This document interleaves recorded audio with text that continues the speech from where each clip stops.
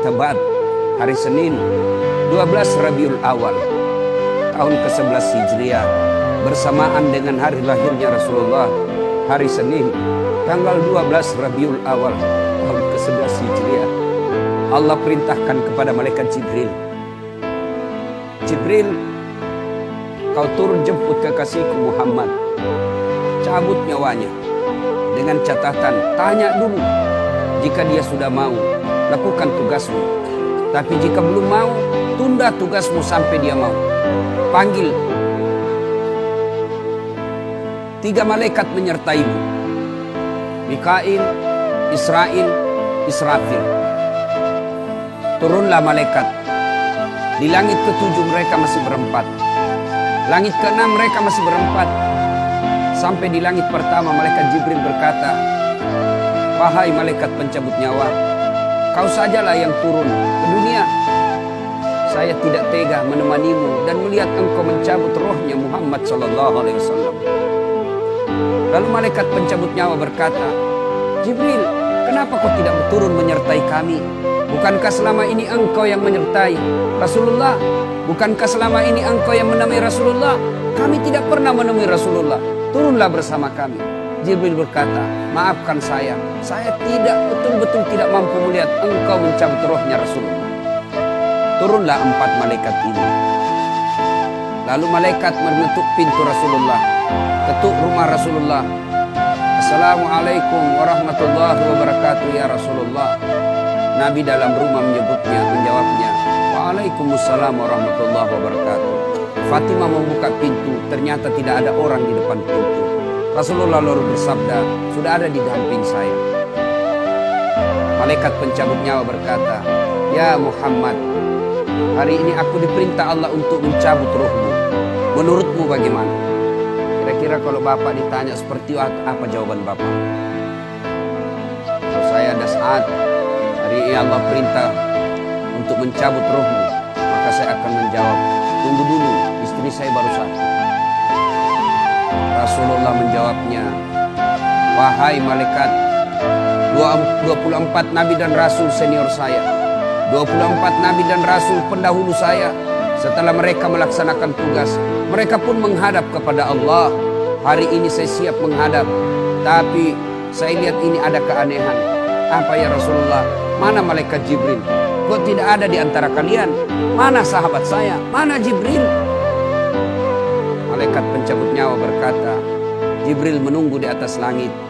Dia tidak datang untuk menyertai kami. Lalu Nabi perintahkan, kau panggil dulu.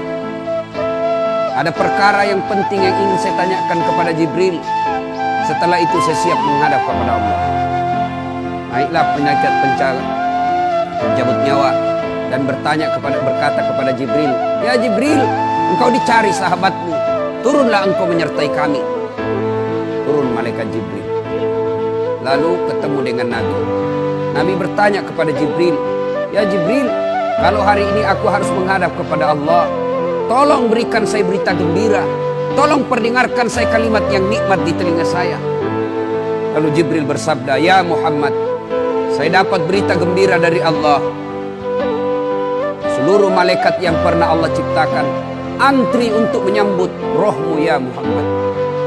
Apalagi ya Jibril, ya Muhammad, seluruh nabi 24 haram masuk surga sebelum engkau lebih dulu. Meskipun engkau nabi paling terakhir, tapi Allah memberikan garansi dan jaminan haram seluruh nabi dan rasul masuk ke dalam surga sebelum engkau lebih dulu ya Muhammad. Nabi mengucapkan alhamdulillah. Apalagi ya Jibril, ya Muhammad, jika engkau punya dosa dan kesalahan, Allah telah mengampuni dosa dan kesalahanmu. Nabi bersabda, alhamdulillah. Tapi ya Jibril, itu kan saya, itu diri saya. Ya Jibril, saya tidak cemas soal diri saya tidak ragu soal diri saya. Yang saya cemaskan umatku ya Jibril. Bagaimana umatku sepeninggal aku kelak? Subhanallah, Nabi tidak mencemaskan anaknya, Nabi tidak mencemaskan istri beliau, Nabi tidak mencemaskan keluarga beliau. Yang beliau cemaskan umatku ya Jibril. Jibril lalu berkata, baiklah kalau begitu ya Muhammad, nantikan saya. Jibril lalu menghadap kepada Allah. Selang beberapa saat muncul kembali dan berkata, "Ya Muhammad, aku telah mendapat berita gembira dari Allah. Meskipun engkau sudah tidak di tengah-tengah mereka, meskipun engkau sudah tidak berada di tengah umatmu, selama umatmu berpegang kepada Quran dan Sunnah, mereka akan selamat dunia sampai di akhirat." Mendengar ini Rasulullah lalu tersenyum dan berkata, "Alhamdulillah, segala puji bagi Allah. Malaikat pencabut nyawa, silahkan laksanakan tugasmu." Jibril mundur, majulah malaikat pencabut nyawa melaksanakan tugas dan berkata, kalau bahasa kita, "Ya Muhammad, maafkan saya tidak mampu melakukan ini, tapi ini perintah dari Allah." Lalu Nabi bersabda, "Laksanakan tugasmu, saya pun siap melakukannya." Mundur malaikat Jibril, majulah malaikat pencabut nyawa melaksanakan tugasnya. Keluar rohnya Rasulullah, perlahan-perlahan meninggalkan telapak kaki Rasulullah. Telapak kaki Rasulullah menggigil, naik ke atas betis Rasulullah, naik ke paha Rasulullah, sampai ke perut. Bercucuran keringat Rasulullah, keluar keringat Rasulullah di wajah Rasulullah. Malaikat Jibril lalu berpaling. Nabi lalu bersabda, "Wahai malaikat Jibril, kenapa engkau palingkan mukamu? Apakah engkau jijik melihatku? Apakah kau jijik melihat wajah saya?" Jibril bersabda, "Ya Muhammad, ketahuilah demi Allah yang menguasai segala-galanya, tidak aku jijik melihat mukamu ya Muhammad. Aku tidak tega melihat engkau menghadapi sakaratil maut. Aku tidak mampu melihat engkau menghadapi sakaratil maut." Nabi lalu bersabda, "Ya Jibril, ketahuilah, andai saja Allah tidak cinta kepadaku, andai saja Allah tidak sayang kepadaku, betapa sakitnya sakaratil maut ini. Tapi aku mohon kepada Allah, ya Allah, jangan engkau timpahkan sakitnya sakaratil maut ini kepada umatku.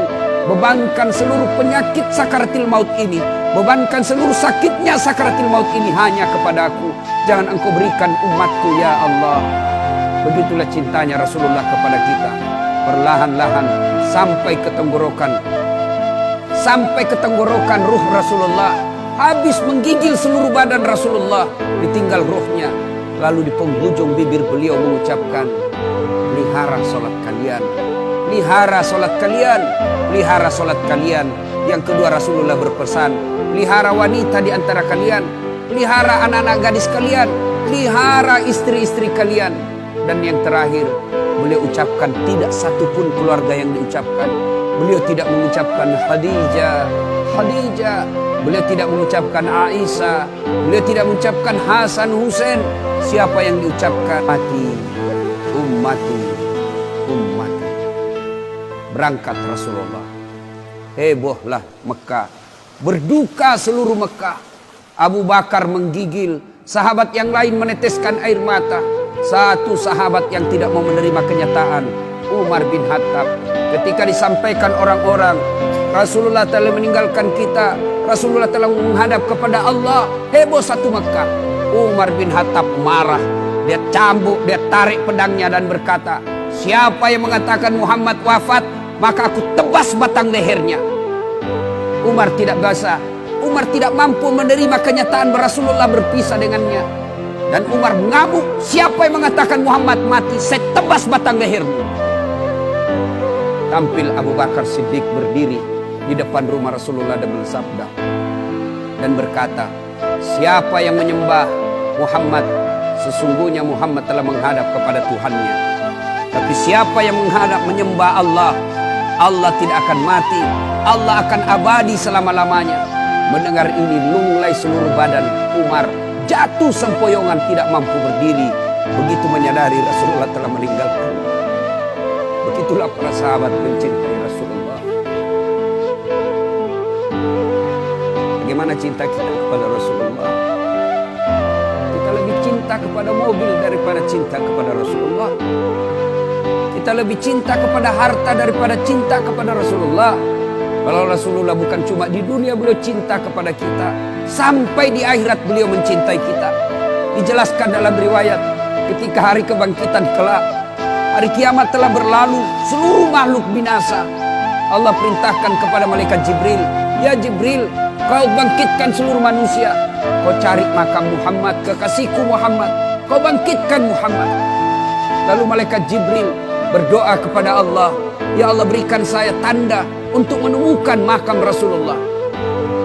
Bayangkan habis kiamat, porak-poranda dunia, berantakan dunia, lalu disuruh mencari.